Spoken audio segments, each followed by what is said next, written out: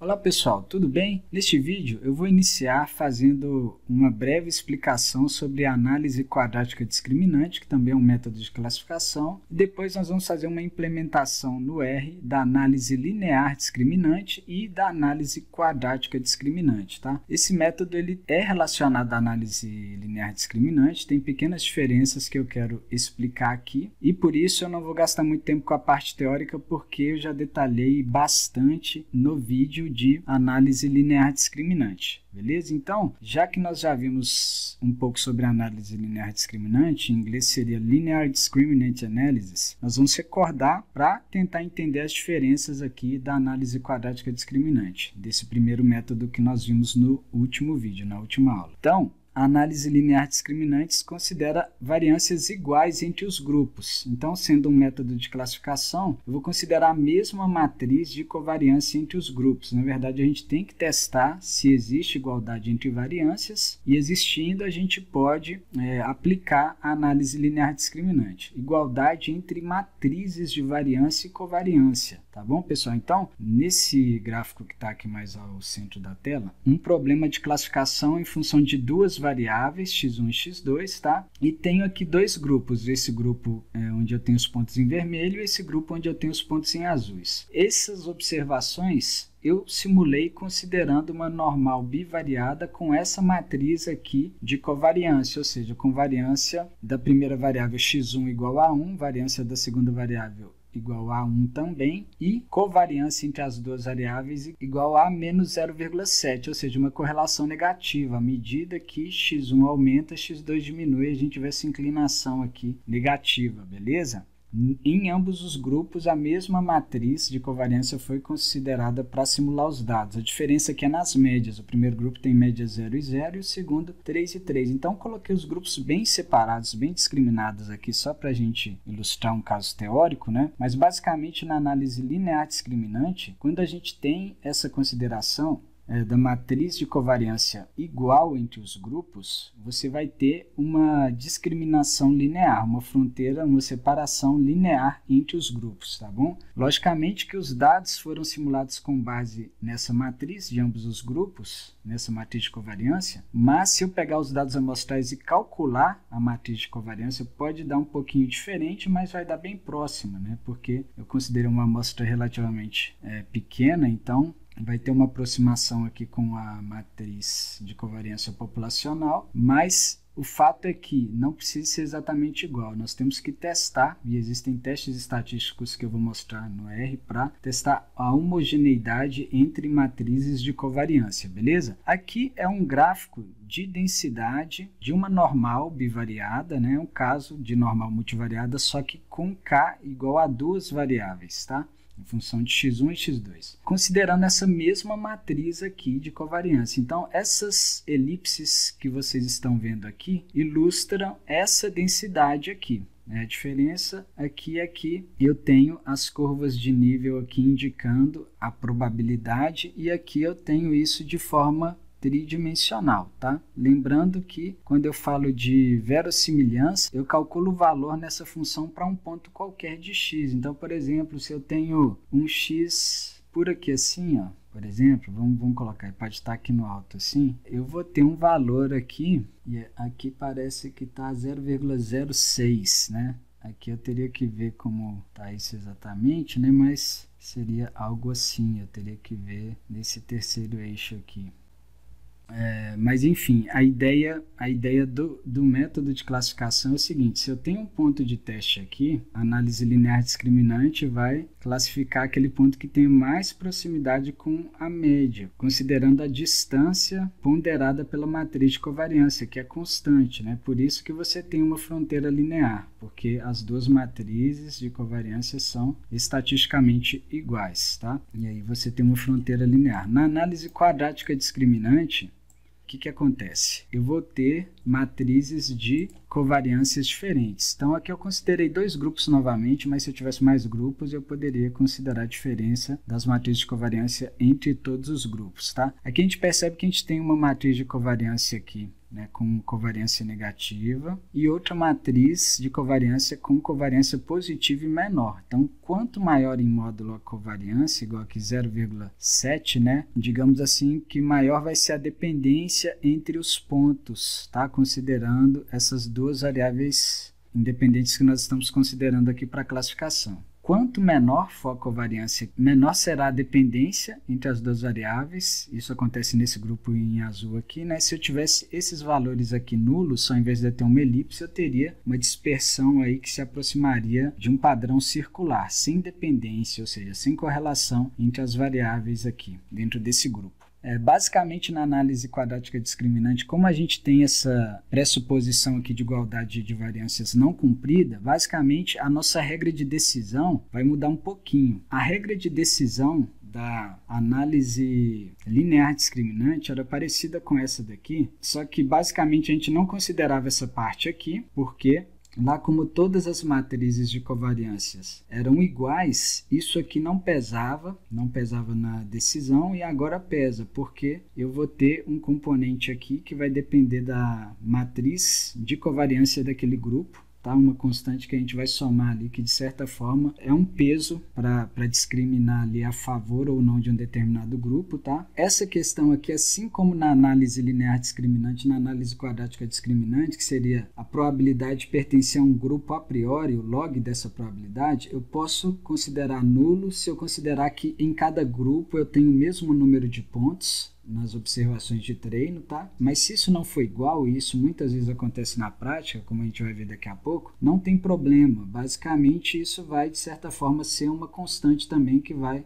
de certa forma, puxar para um grupo ali que você tem um maior número de pontos, tá? E essa primeira parte aqui, ó, eu fiz no vídeo de análise linear discriminante o desenvolvimento desse produto aqui. E aí, aqui, quando a gente faz isso para análise quadrática discriminante, a gente tem uma matriz aqui de covariância que vai variar de acordo com o grupo. Então, aqui eu estou calculando um valor nessa função discriminante que é em função de x, tá? Para cada grupo. Então, aqui eu estou considerando para um grupo C, nesse caso C pode ser igual a 1 ou 2, e eu vou calcular para os dois, e aí depois eu vou comparar o 1 com o 2. Vou calcular essa mesma função para o grupo 1 e para o grupo 2. Se o 1 for maior que o 2, eu classifico a observação para o grupo 1.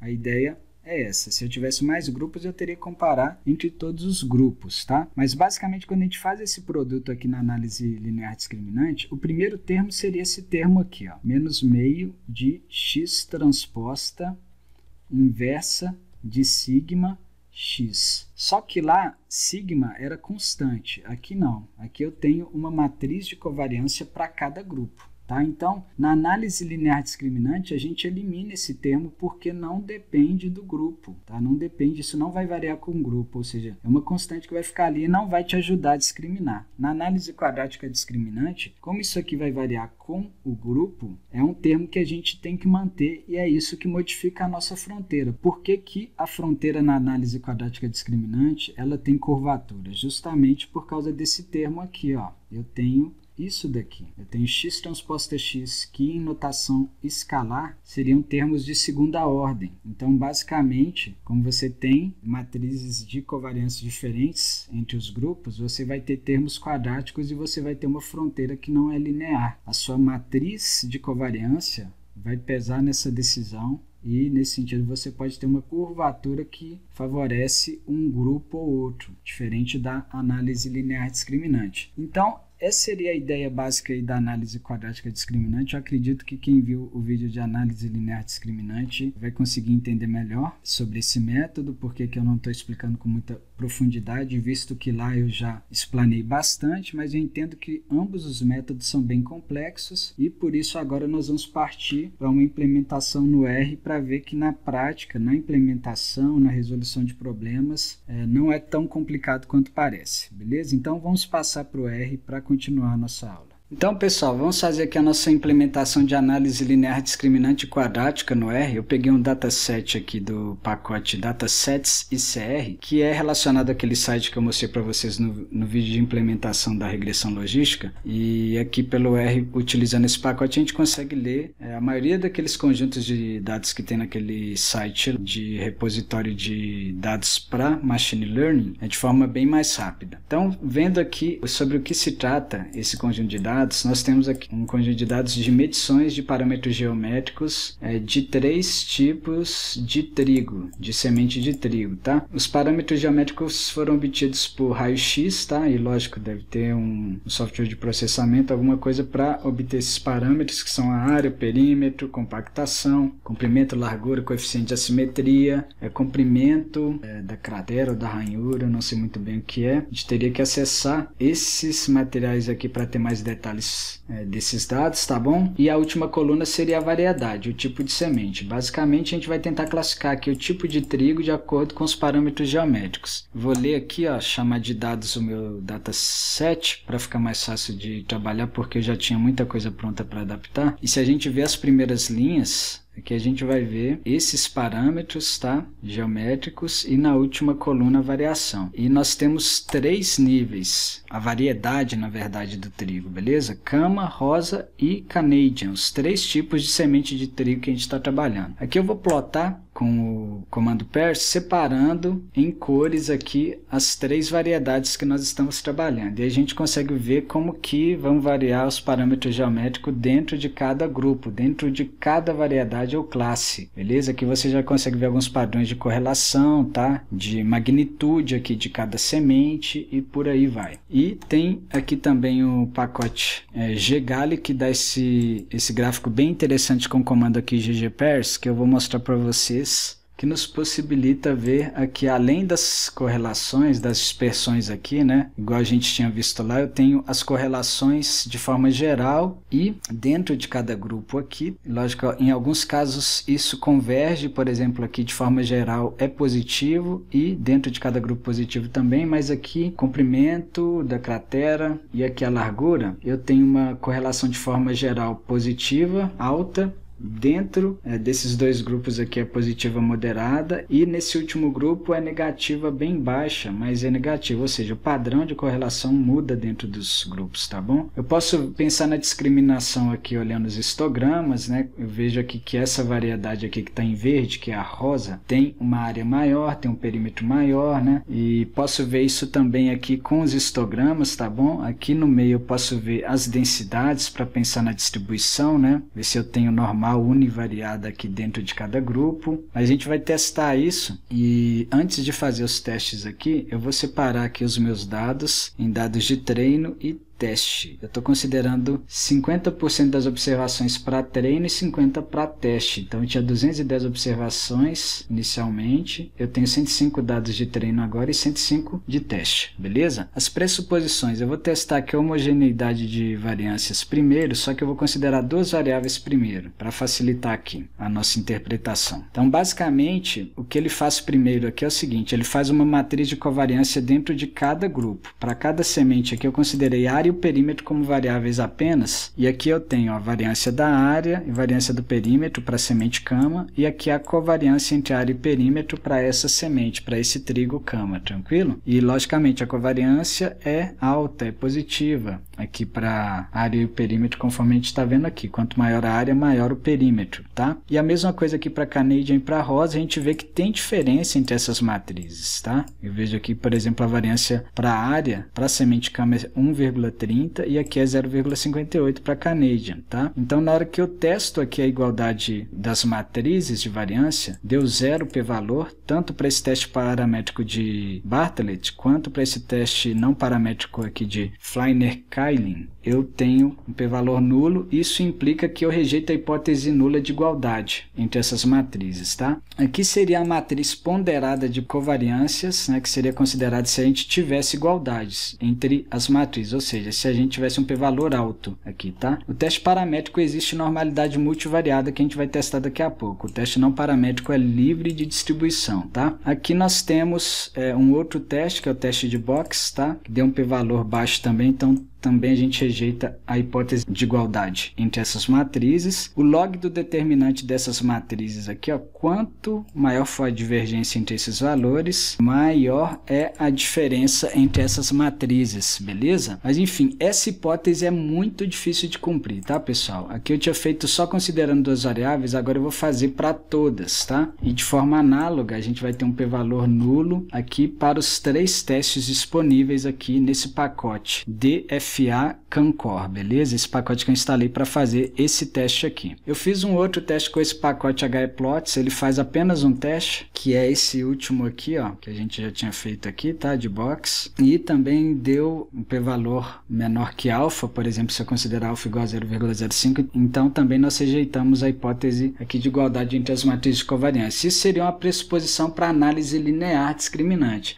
A análise quadrática discriminante não tem pressuposição de igualdade entre essas matrizes. Nós vamos trabalhar com os dois métodos. Teoricamente, eu não poderia fazer a LDA para esse conjunto de dados, mas eu vou fazer mesmo assim para a gente aprender, tá? E também vocês vão encontrar muitos exemplos na internet, por exemplo, utilizando o dataset Iris, que é um dataset de Fisher muito famoso. A gente tenta discriminar 3 espécies de orquídea, considerando os parâmetros dimensionais de pétala e da sépala, de 3 variedades de orquídea. Para esse data frame que é famosíssimo, o pessoal costuma utilizar não somente para LDA, mas para outros métodos aí de análise multivariada e de aprendizagem de máquina, aprendizagem estatística. Esses datasets também não têm igualdade de variâncias, beleza? Entre os grupos. Eu vou fazer aqui o teste de normalidade multivariada, então, dentro dos grupos, tá bom, pessoal? E aqui a gente vai ver o seguinte, ó, que eu não tenho normalidade multivariada apenas dentro do grupo Cama. Dentro do grupo Rosa e dentro do grupo Canadian eu tenho a normalidade multivariada. E aqui ele considera a assimetria e cortoses também, que são momentos, métricas de distribuição que a gente também considera para ver a normalidade. Se a gente tiver uma assimetria muito alta, uma cortose alta,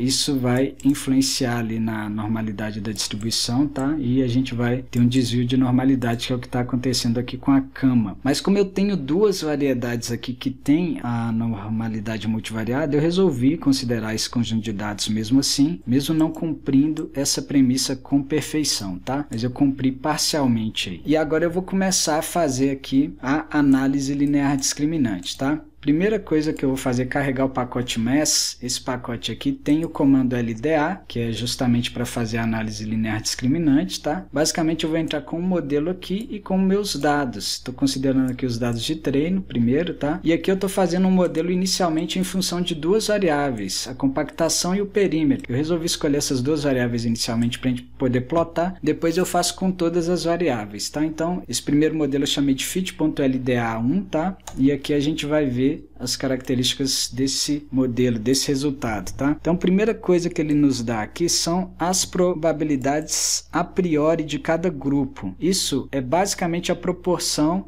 dos dados de treino que eu tenho de cada tipo de semente, né? Eu sorteei 105 observações de treino das 210 e, nesse sentido, 0,38 ou 38% das observações são da semente Canadian, tá? 31,4% da rosa e 30,5% quase por cento da Cama. Então eu tenho uma proporção maior da Canadian. Isso eu mostrei para vocês, eu vou ter um log dessa proporção lá que eu estava cortando, considerando que eu tinha as probabilidades a priori iguais na teoria, mas na prática nem sempre acontece, principalmente quando a gente divide os dados de treino e teste sorteando, né? E nesse sentido eu vou ter apenas uma constante que vai pesar aqui um pouco mais para Canadian que as outras lá na discriminação, beleza? Aqui eu tenho as médias dentro de cada variável para cada um dos grupos, tá? Então a média da compactação e do perímetro para as 3 sementes, beleza? E aqui os coeficientes dos discriminantes lineares, LD1 e LD2. Ele considerou 2 discriminantes aqui. Basicamente, aqui seria uma combinação linear das variáveis originais que vão definir novas direções para ser feito o particionamento ou a discriminação entre os 3 tipos de semente, os 3 tipos de trigo. Então, 3,56 vezes a compactação, mais 2,08 vezes o perímetro é a direção linear 1, tá? Ou discriminante linear 1, e menos 56,27 vezes a compactação, mais 0,65 vezes o perímetro é o discriminante linear 2, beleza? Esse último resultado aqui, a proporção do traço, basicamente define qual é a capacidade de discriminação de cada uma das nossas direções que foram consideradas aqui. A gente percebe que a direção 1 sozinha, ela praticamente é utilizada sozinha aqui para discriminar. Ela tem 98% de capacidade de discriminação, então a direção 2 é praticamente desprezível, beleza? Mas vamos fazer aqui mais algumas análises. Primeira coisa que eu vou fazer aqui é a previsão, tá? Então eu criei aqui um LDA.pred1, uma variável, para receber os valores previstos aqui desse modelo, tá? Para os dados de treino. Se você quiser observar isso aqui no console, é só digitar aqui, ó. Ele vai te dar vários parâmetros. Isso aqui seriam os valores transformados nas duas direções das variáveis originais, considerando aquele modelo, as direções discriminantes que eu acabei de mostrar para vocês, tá? Aqui seria a classificação, tá? De cada uma das observações lá de treino, e aqui seria a probabilidade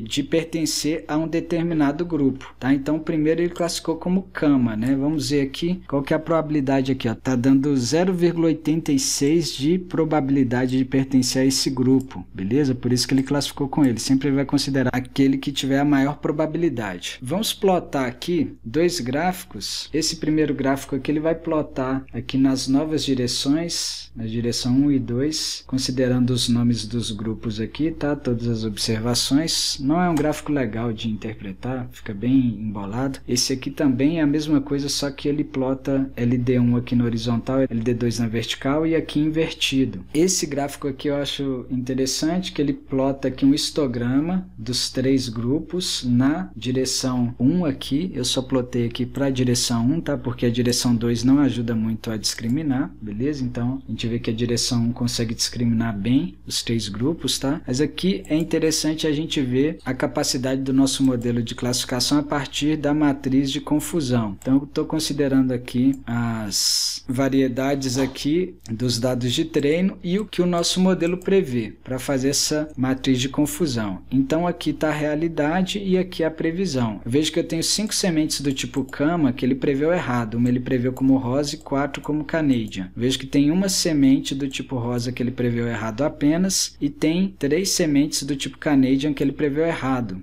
Tanto aqui a rosa que ele errou e as 3 Canadias que ele errou, ele preveu como cama, beleza? Mas de forma geral a gente tem um acerto razoável para os dados de treino de 0,914, ou seja, 91,4% aí de classificações corretas, beleza? Eu vou plotar aqui as classes nas novas direções. Primeiro eu fiz aqui um novo conjunto de dados, pegando aqui a classe exata dos dados de treino, a realidade, e aqui as novas direções. Tá? Eu vou plotar nas novas direções isso, utilizando aqui o ggplot, beleza? Eu vejo que a direção 1 aqui, ó, eu consigo uma discriminação legal. Eu fiz aqui também, deixei comentado, se você quiser fazer com as elipses de confiança dentro de cada grupo, tá? Vou deixar comentado aqui. Aqui a gente já vê aquela questão da desigualdade entre as variâncias. Talvez entre esse e esse grupo, se eu fizesse só entre dois grupos, eu teria igualdade. Mas enfim, eu vou fazer um outro gráfico que eu acho bem mais interessante agora, que é um gráfico nas direções originais, considerando as variáveis compactação e perímetro, tá? Então primeiro eu estou fazendo aqui uma malha, considerando 200 pontos aqui, considerando o mínimo e o máximo como limites, fazendo uma sequência de 200 pontos para essas duas variáveis, compactação e perímetro, tá? Então eu vou ter aqui uma malha de 40.000 observações, 200 vezes 200. E aí eu vou pegar em toda essa malha e fazer a previsão nela. E aí depois eu vou fazer um gráfico de contorno, colocando primeiro aqui com esse comando geonraster, um gráfico aqui da classe, considerando a previsão que eu fiz para a malha do meu modelo, tá? E depois eu vou plotar os pontos por cima dos nossos dados de treino. E aí a gente vai ver, eu estou colorindo aqui tanto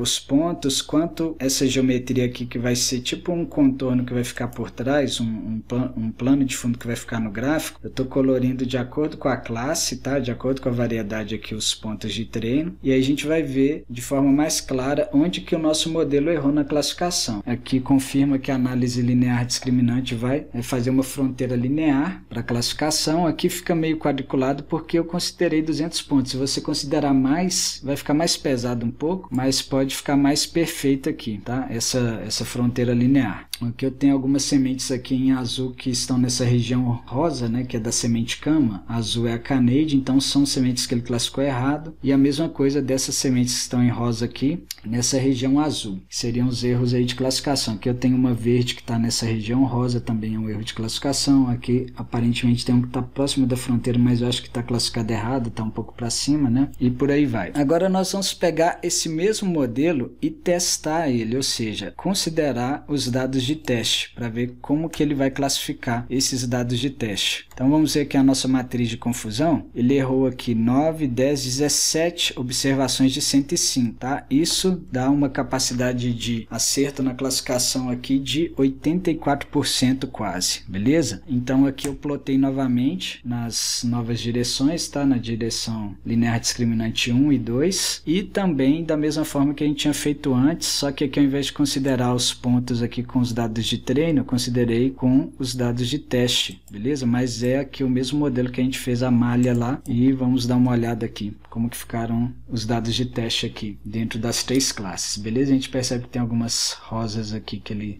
classificou errado, ele classificou como cama o nosso modelo, tá? Aqui embaixo também tem muitas do tipo cama que ele está classificando com Canadian, beleza? E aí você consegue até contar essas 17 que estão aqui na nossa matriz de confusão aqui dentro dessa região, beleza? Agora eu vou treinar um segundo modelo. Quando eu coloco assim, variety till ponto, eu estou considerando todas as variáveis. Eu poderia escrever uma por uma, se a gente observar aqui, ó, eu poderia colocar área mais perímetro, mais compactness, mais length of kernel. Só tomar o cuidado seguinte, quando você for considerar essas variáveis aqui, ó, tipo length of kernel, width of kernel, estão escritas dessa forma. Quando você vai colocar no modelo, você tem que colocar dessa forma aqui, ó. Tem que colocar uma crase e vai colocando sempre assim, entre crases. Por quê? O cara, na hora que ele fez o dataset lá e colocou o nome nas colunas, o ideal seria colocar isso aqui tudo junto. E aí ficaria mais fácil, a gente não precisaria de usar crase. Como ele colocou separado, se você não fizer dessa forma aqui, você não consegue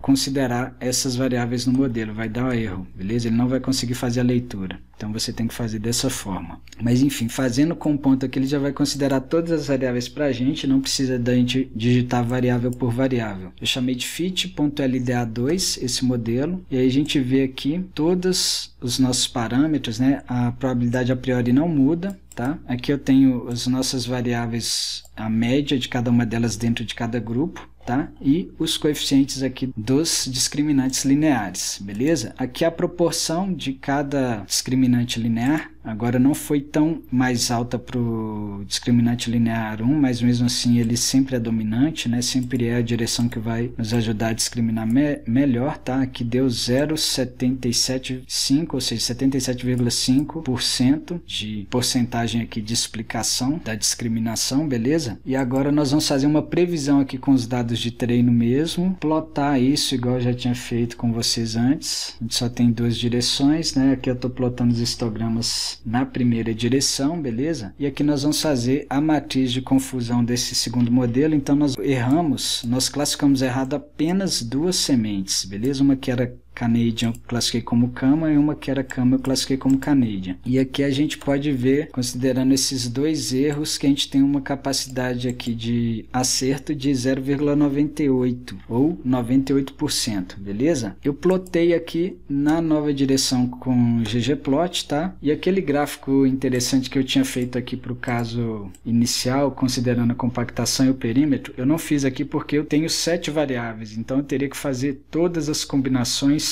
dariam muitos gráficos, tá? E se você quiser fazer, é só seguir o mesmo procedimento que eu segui aqui, tá? Só que aí você vai considerando as variáveis aos pares, essas 7 variáveis aqui, ó, da primeira até a 7ª coluna aos pares. Mas apesar de eu não ter feito isso com o ggplot, tem um pacote aqui, que é esse pacote CLAR, que faz esse gráfico pra gente de forma automática, só que não é tão elegante quanto o ggplot. Vocês vão ver que a qualidade gráfica não é tão boa quanto a do ggplot. O que eu fiz aqui inicialmente é mudar aqui o nome das colunas. Eu chamei de x1 até x7 porque, como a gente tem aquele probleminha lá do autor não ter considerado aqui os nomes das variáveis juntas, ou seja, ele deixou um espaço entre os nomes, esse pacote especificamente não estava conseguindo fazer a leitura das variáveis. Primeiro eu criei um novo data frame aqui, ó, que eu chamei de data.treino2, e aí dentro dele que eu mudei o nome das colunas, e aí eu apliquei esse comando partmat, que faz esses gráficos pra gente. Ele faz para LDA e faz para QDA, que seria a análise quadrática discriminante, que a gente vai ver daqui a pouco. Ele está plotando aqui para todos os pares, 2 a 2, dá muitos gráficos, tá? Aí ficou um separado aqui em um outro gráfico, mas os outros aqui todos ficaram nesse primeiro gráfico aqui. E aqui a gente consegue ver melhor se a gente der um zoom, né? Fica um pouquinho embolado, né? E não é um gráfico tão legal de ver quanto do ggplot, mas se você quiser plotar, por exemplo, considerando só duas variáveis, x1 mais x2, por exemplo, talvez você vai conseguir ver melhor, e aí você pode ir plotando aqueles que você tem interesse, e aí você consegue ver melhor, mas a qualidade dele, como eu disse, não é tão boa quanto a do ggplot. No ggplot eu tinha feito esse daqui, ó, x2, x3 seria compactação e perímetro, beleza? É o mesmo que a gente tinha feito lá, só que no ggplot a qualidade fica bem maior, né? Mas enfim, aqui ele dá pra gente aqui uma taxa de erro aqui de classificação, tá? Que seria 1 menos a proporção de acerto que eu mostrei pra vocês aqui, que a gente calcula aqui, tá? Só que tome cuidado, aqui é para esse modelo, né? Considerando duas variáveis que são as que eu tô plotando. Agora eu vou testar esse modelo 2, que considerou todas as variáveis, considerando aqui, portanto, os dados de teste, e a gente vai ver aqui a matriz de confusão. A gente vê que a gente errou 3, 4, 5 sementes foram classificadas erradas em 105, então a gente tem 0,95 de acerto, de proporção de acerto, tá? E aqui a previsão, eu não tinha feito antes para o primeiro modelo, eu deixei para fazer só para esse, que é um modelo que deu um acerto maior. Eu tenho como retirar aqui da previsão a classe, né, a probabilidade e os discriminantes lineares. Então eu tinha feito lá isso de forma geral, né, a previsão, mas eu posso, se eu quiser, separar. E aqui eu estou plotando só os 10 primeiros, tá? Previsões, aqui só as 10 primeiras probabilidades de pertencer a cada uma das 3 classes, tá? E aqui os 10 primeiros discriminantes lineares, tá? 1 e 2 aqui para o segundo modelo. São só formas aí de explorar melhor aí as funcionalidades ali do comando. Agora nós vamos fazer a análise quadrática discriminante, aqui a gente não tem a necessidade de ter a igualdade entre as matrizes de covariância. Então vamos fazer primeiro aqui para duas variáveis, novamente para compactação e o perímetro, tá? Em termos de modelo aqui, ele vai dar uma saída mais simples para a gente. Ele dá as probabilidades a priori, que não muda, né? Que é a proporção que vocês têm aqui dentro de cada grupo dos dados de treino, né? Dá as médias de cada grupo dentro de cada variável, então a média da compactação para semente cama, perímetro para semente cama e para as outras duas também, as outras duas variedades de trigo. E aqui a previsão, basicamente com o mesmo comando a gente faz a previsão, tá? Eu não plotei aqueles gráficos mais simples lá do pacote aqui para análise quadrática discriminante. Vamos direto aqui para a matriz de confusão,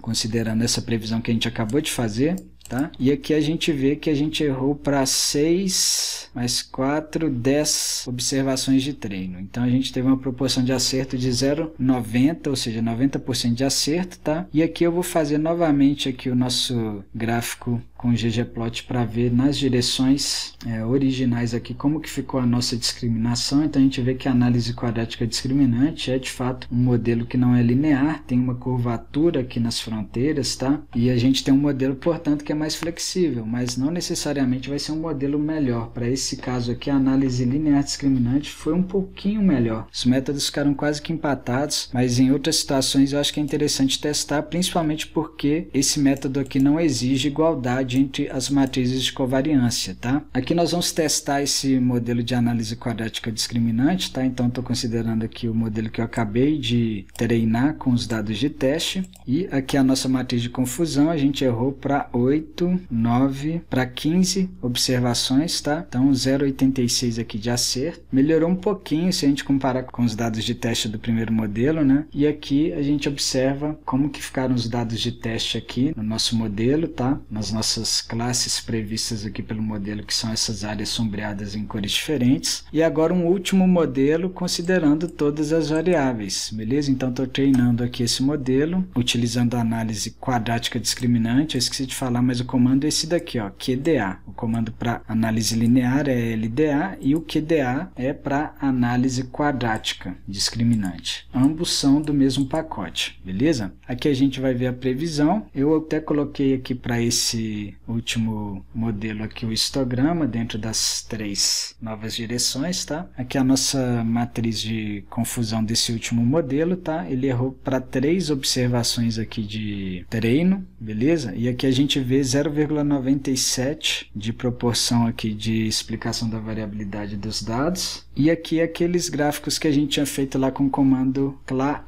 Vamos plotar aqui só para a gente ver aqui, maior um pouco, aqui fica bem difícil de enxergar. Vou colocar aqui, por exemplo, x1 mais x2, né? A gente vê que a fronteira ela fica bem não linear, né? Tem a curvatura aqui, enfim, a gente vê que, lógico, por causa da correlação, tem regiões aqui que nós não temos dados, né? E aí o modelo, ele preveu aqui como sendo uma das 3 classes, né? Mas, de certa forma, a gente não tem dados nessa região por causa das características das 2 variáveis que são correlacionadas, né? Mas, de certa forma, a gente consegue ver aqui como que o nosso modelo vai se comportar. Parem bem que dentro de cada região, esse gráfico aqui, ele vai plotar na cor preta aquelas observações que ele classificou corretamente. Por exemplo, essa aqui que está o K vermelho, é uma que é cama, semente do tipo cama, que era para estar na região azul, mas está na região branca. Está bem na fronteira aqui, mas é porque o gráfico não tem uma qualidade muito legal, mas ele está na região branca porque ele está vermelho, e ele classificou, portanto, como a semente rosa, ou seja, classificou errado. E aqui tem várias que são do tipo cama que está vermelha também, que está na região da classe Canadian. Tranquilo? Eu vou deixar do jeito que estava aqui, né? Aqui também eu vou voltar e deixar do jeito que estava. E agora nós vamos partir para o teste desse modelo 4, que é o último modelo nosso, que é o modelo de análise quadrática discriminante para todas as variáveis. Aqui está a matriz de confusão, nós erramos aqui para 4, 7 em 105, tá? E a capacidade de previsão ficou em 0,93 de explicação aqui da variabilidade dos dados, beleza? Então, se a gente observar o modelo de análise linear discriminante para todas as variáveis, ele ficou um pouco melhor, ó. Aqui a porosidade de teste ele ficou 0,95 e para o de treino ele ficou 0,98, tá? Aqui o de treino tinha ficado 0,97 e de teste 0,93. Então a análise linear ficou um pouco melhor, mas enfim, é questão de testar os métodos, né? Lembrando que se você estiver trabalhando querendo não somente capacidade de previsão, mas desejando cumprir as premissas estatísticas, fazendo um trabalho mais científico, né? Pense em cumprir as pressuposições, e aqui eu mostrei que nesse caso a gente não tem igualdade entre as matrizes de covariância, né? Então o indicado seria fazer a análise quadrática discriminante. Então, pessoal, por hoje é só. Se você gostou desse vídeo, deixe seu like, se inscreva no nosso canal e ative as notificações. Muito obrigado.